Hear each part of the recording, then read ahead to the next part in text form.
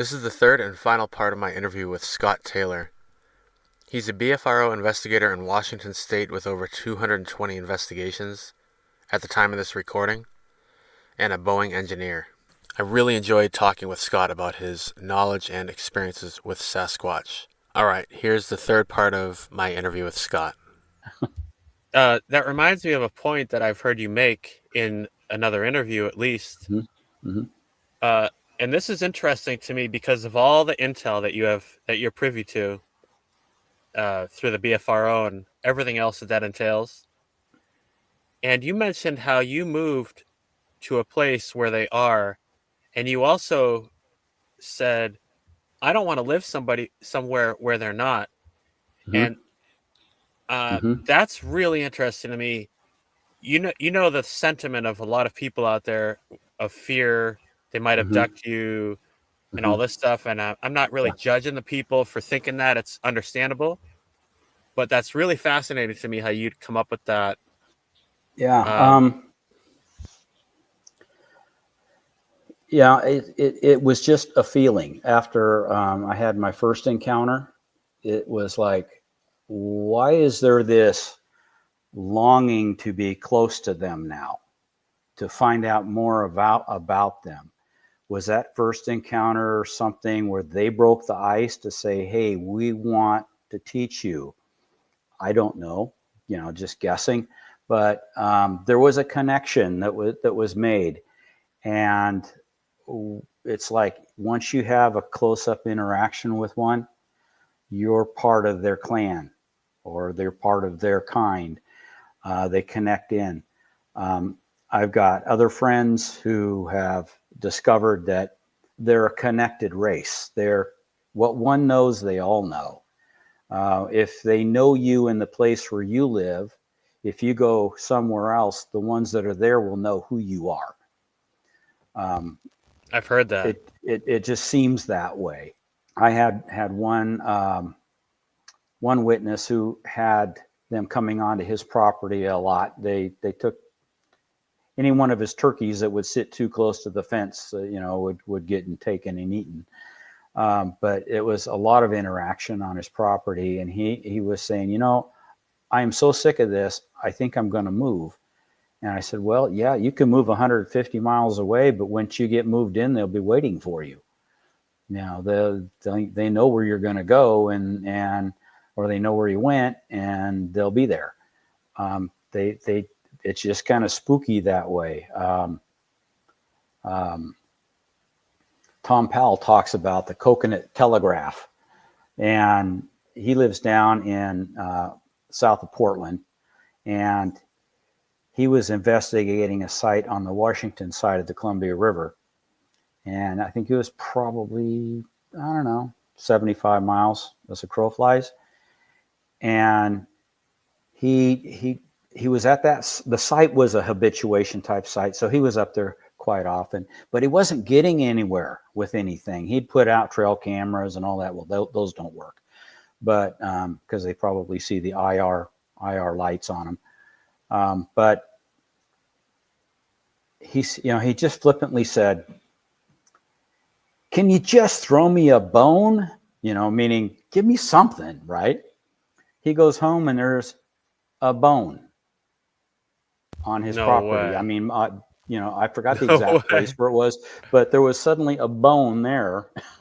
Wow. And he goes, "This is a weird looking bone." And being a science teacher, he's like, "I want to find out what kind of bone this is." And so he started doing research, and he found out that it was the breastbone off an emu. Whoa. Well, emus are not native to Oregon and Washington. But he did find out that a mile up the road from the site he'd been working was an emu farm. Uh-oh. But Wow. how did it get the bone from there to his place before he got home? Wow. Odd stuff, really weird stuff. But it's fun, that's fun stuff. That's You know, you they just reminded me of there's a lot of people who talk about having had Mindspeak, even basic conversations, and it seems that I think pretty much all of them say that they're very simple, just a few words, and they take you very literally. They don't Mhm. really understand sarcasm. I mean, it sounds kind of funny to come up with such a specific assessment of the Sasquatch, but I've heard Mhm. a number of people say this, and so it's kind of on my shelf. But when you say something like he said, "Will you throw me a bone?" It's like they took it literally. Yeah. Wow. Yeah. Yeah. I wish I had one that would, come and sit down and talk with me that way. I've got friends who do that with them, but and they do have a sense of humor. Mm. They'll play tricks on you. They'll do funny little things to see if you notice. Some people have termed it like it's like playing chess with somebody you can't see, and you only get to make one move a week, but they're still playing a game with you. Um, Wow, that's an interesting way to put it. yeah, and so it takes patience. Some people get tired of it, give up on it. But and it's like my place here. I was hoping that I'd have Bigfoots all around. Well, they did come through. One came through and yelled at us from outside our window, and we have evidence of juveniles that will come into the yard and play sometimes. But they also play out on the logging roads. We find evidence of them being there, but they don't come let us see them or anything like that. So it's like, darn, I wanted more, but it's on their terms. It's I guess maybe I'm not the interesting guy they want to hang out with, but friends of mine are. So um, reminds me of one story talking about how they'll play games with you. This one friend of mine had a cooler. She was out on a trip, and bigfooting trip, and she had a cooler, and in that cooler she had a quart container of yogurt, and she had hard-boiled eggs and string cheese, typical kind of camping food. And she woke up one morning and went to get something for breakfast, and she thought, well, I'm going to have yogurt. She opens up the yogurt, and there's a hard-boiled egg stuck in the middle of it. So that's something they did. They're Wow. playing a little trick on her. Um, that's probably the cleverest one I've heard of. But yeah, they do have a sense of humor. Um, so yeah. You know, something that's kind of in the back of my mind that you mentioned is the couple that had the couple different groups come through, and you kind of Hmm. quickly mentioned it, but you said that the female told her we're leaving. And Hmm.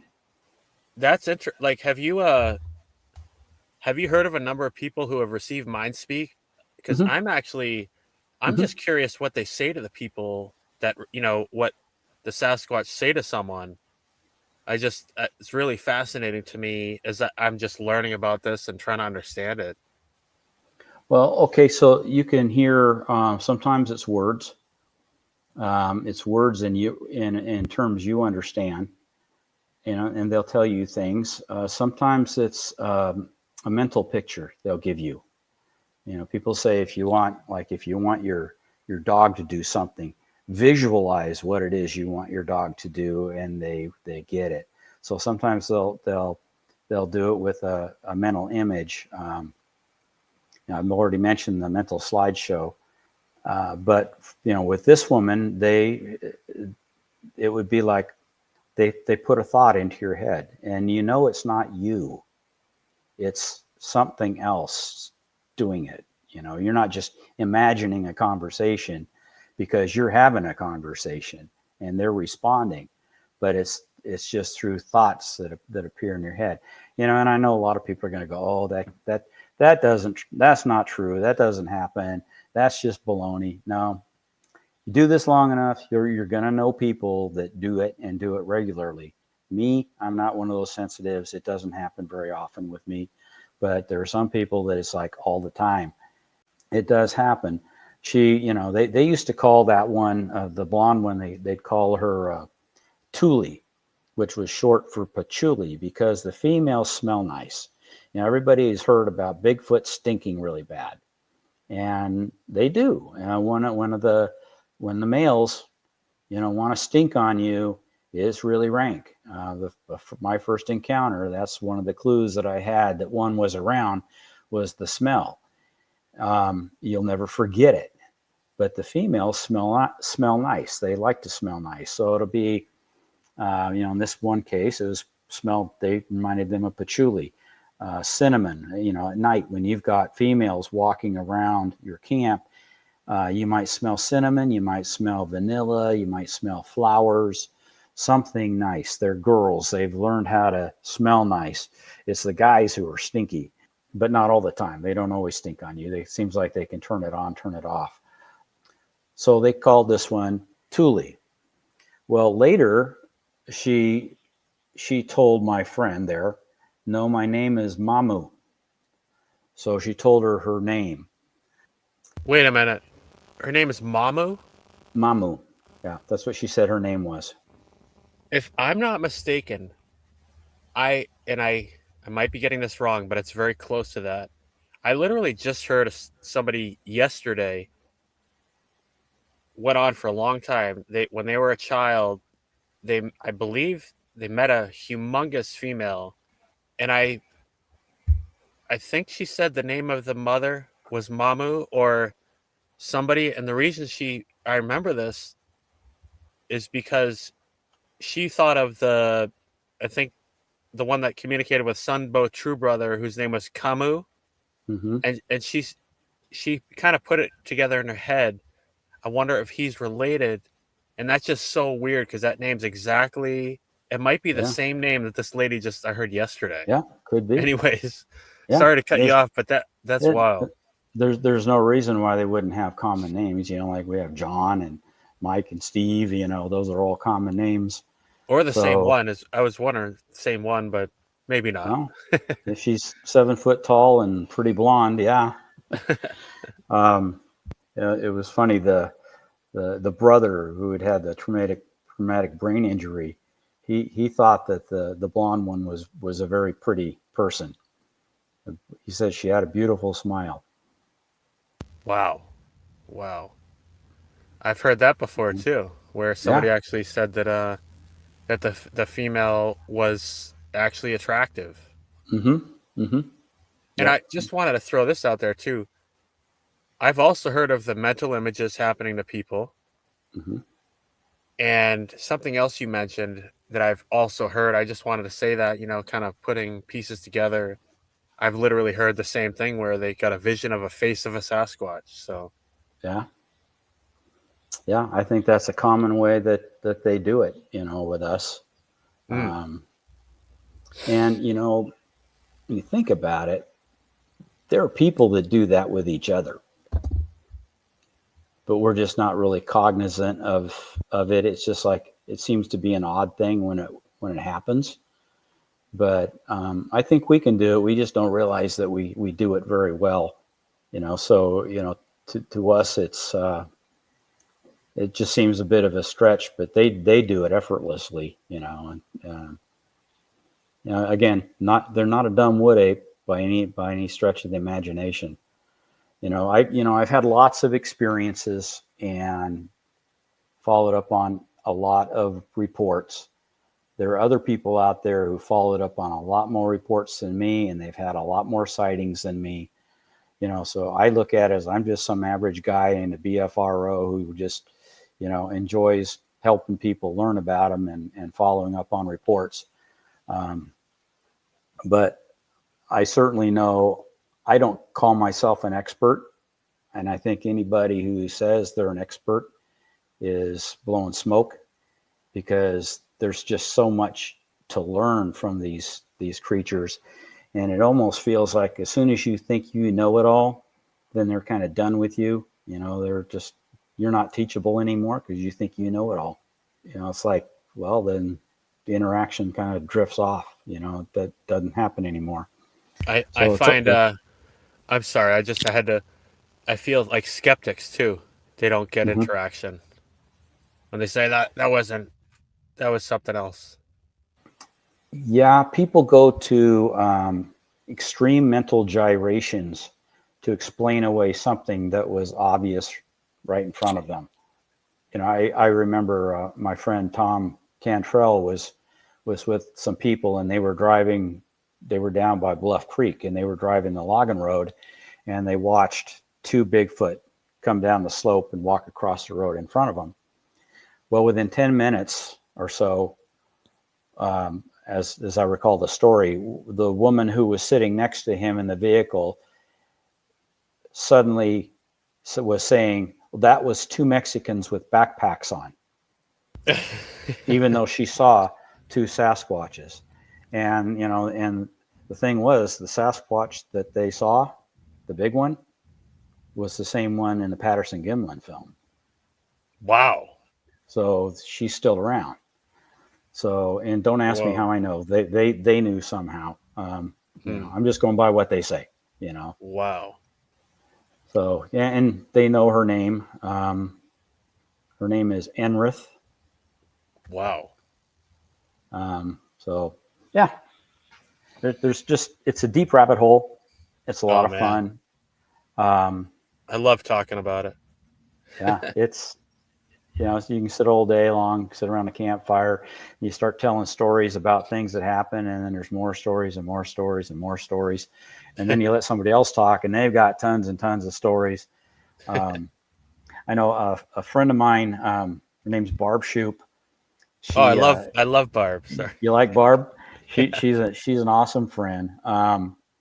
I remember seeing her cloaker video the day after she got it, and she takes groups out once a month. She'll take people out for a week at a time, and she's got 2 or 3 places where she takes them.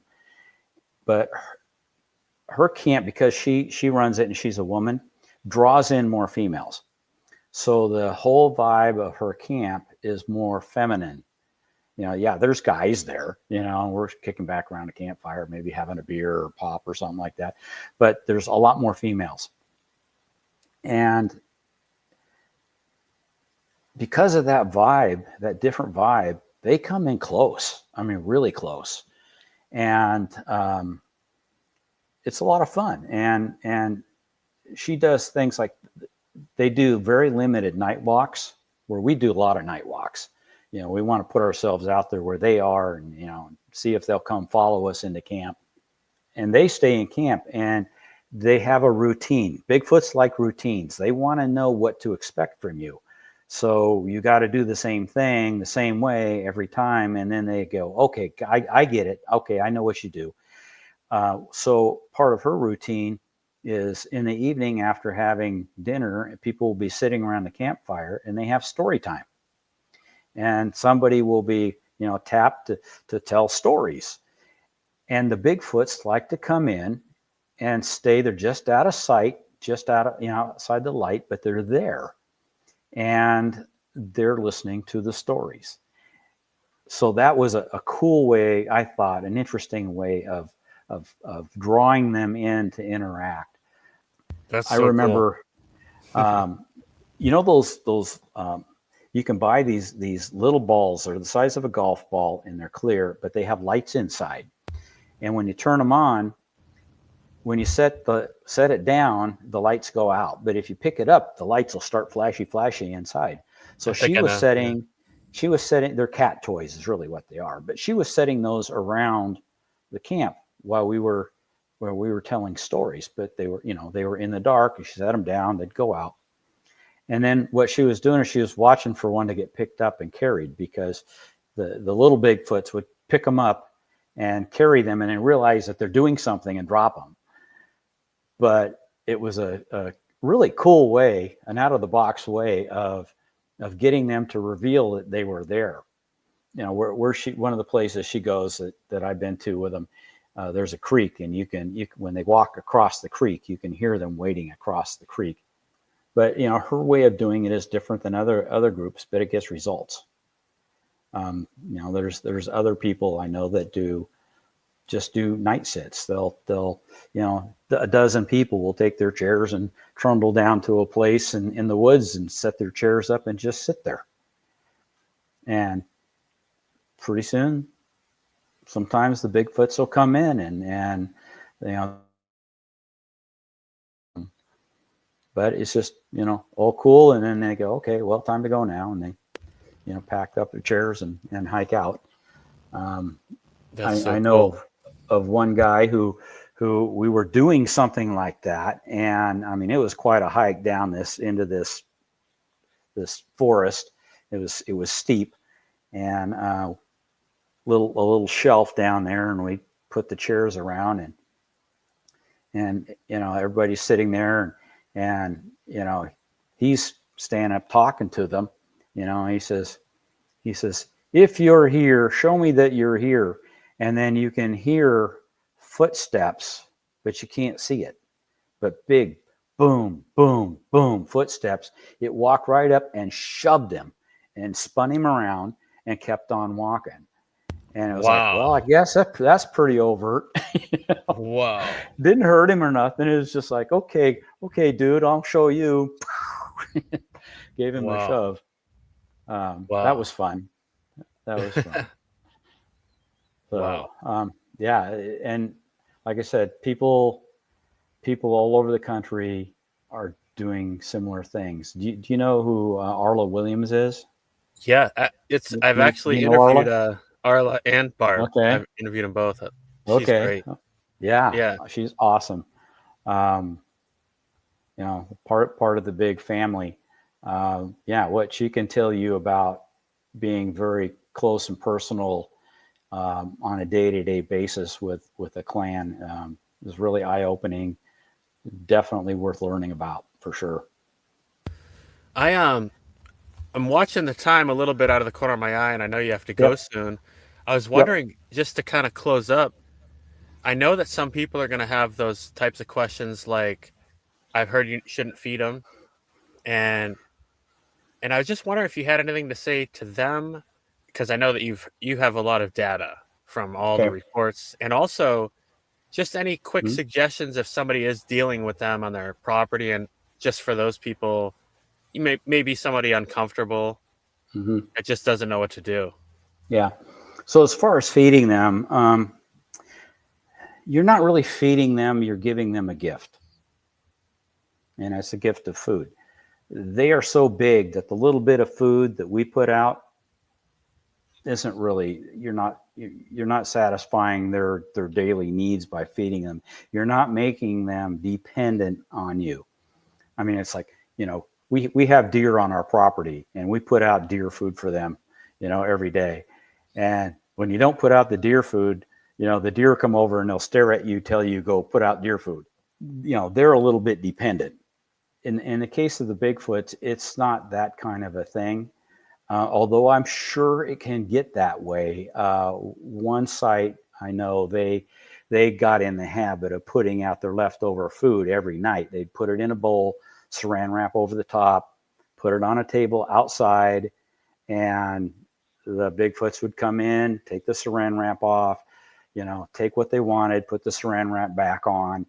And that went on but it got to a point where they couldn't afford to keep doing that. And when they stopped, they had a little bit of a problem, because the Bigfoots are like going, hey, you give us food every night and now you're not, where's our food? So yes, that kind of a thing. Yeah, it could probably happen. Most of the time, it's like you were doing, you give them, some granola bars, or you give them some sandwiches, some apples, some bananas, maybe some watermelon or some corn or something like that. You give them something, but it's enough to be a token, but not enough to be a real feeding. So I say, if you want to do that, go for it. Just don't overdo it. Tell them, hey, I'm giving you a treat. It's not an everyday thing because I can't afford that, but here you go. Please take it. Yeah, and there are people who will put out gifting like that, and that might be years and years and nothing will touch it. They just don't want to take it, or they're not even there, and it doesn't work.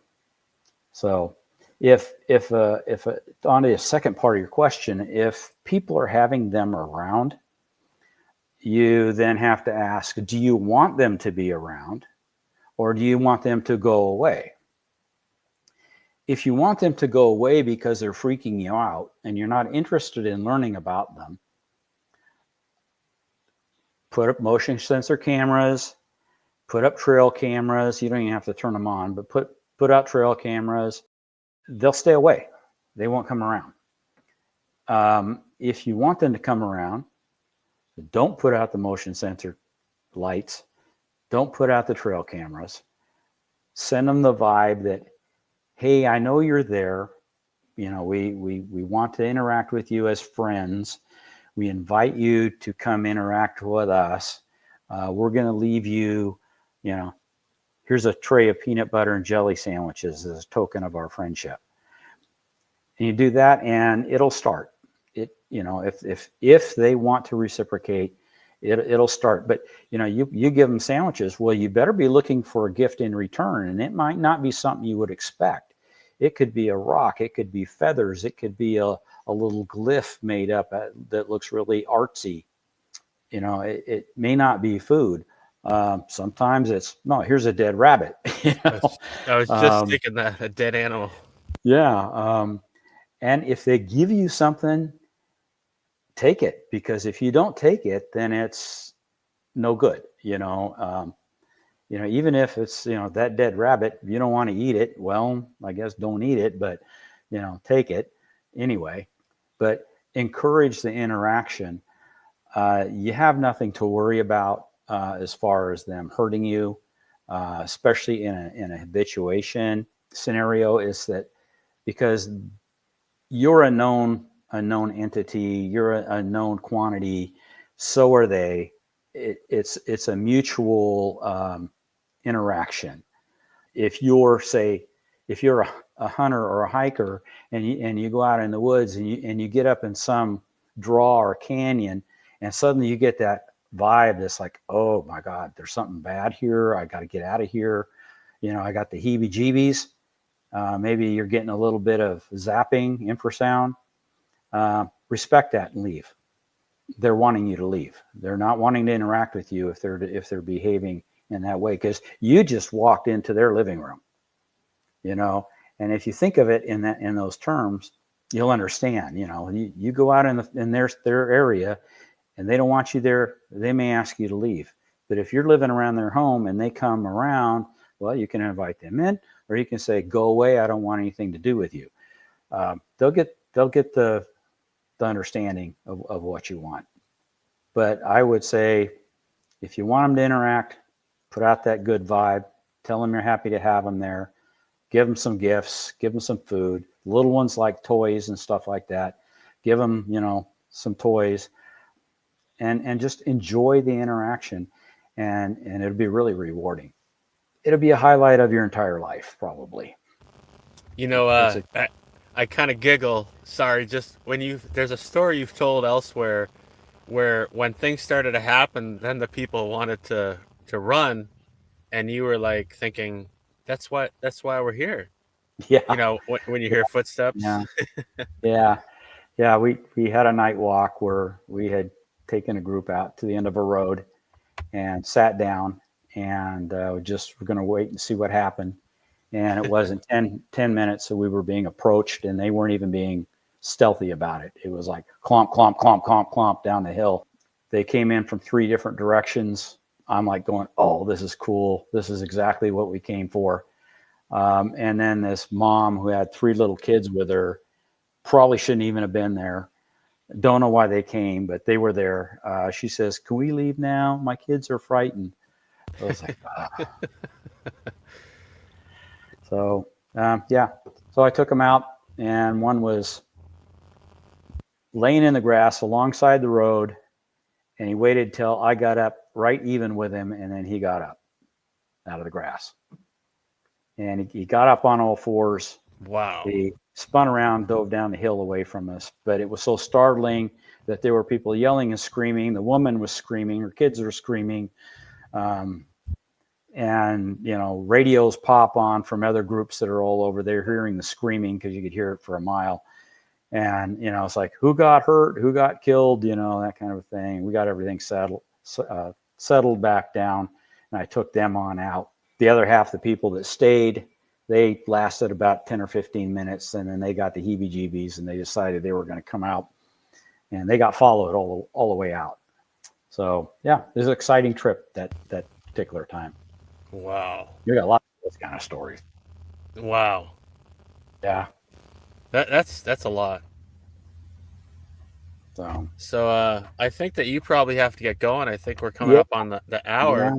Yeah. I really appreciate all the time that you took, and I would love I don't know if we have more to talk about. I wouldn't mind talking to you again sometime, but anytime, just give me a shot. We'll set it up.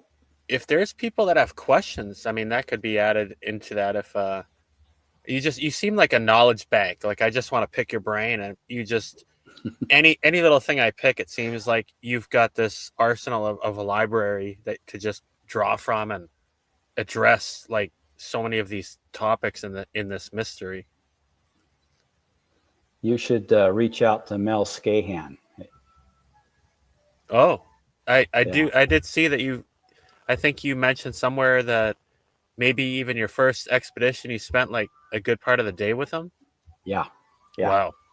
Yeah. For those of you who don't know him, if you follow the Bigfoot subject in the TV shows, you've seen him on a number of different TV shows. He's a Yakima Indian. He's a forester by trade. He's got a haircut like mine, so you can't miss it. If there was anybody in the world that I would honor with the term of expert, it would be him. Wow. I would definitely like to talk to him then. Yeah. And reach out to him on Facebook, just like you did with me. Really? Okay. Yeah. He's easy to find. Yeah. A huge wealth of knowledge. I mean, living a whole lifetime, his job was 5-6 days a week out in the woods. Wow. And so he really, really learned it. And plus, there's the Native American side of it too. So that can be a whole different show. You know, if you want that. He's an elder too now, he said. Yeah.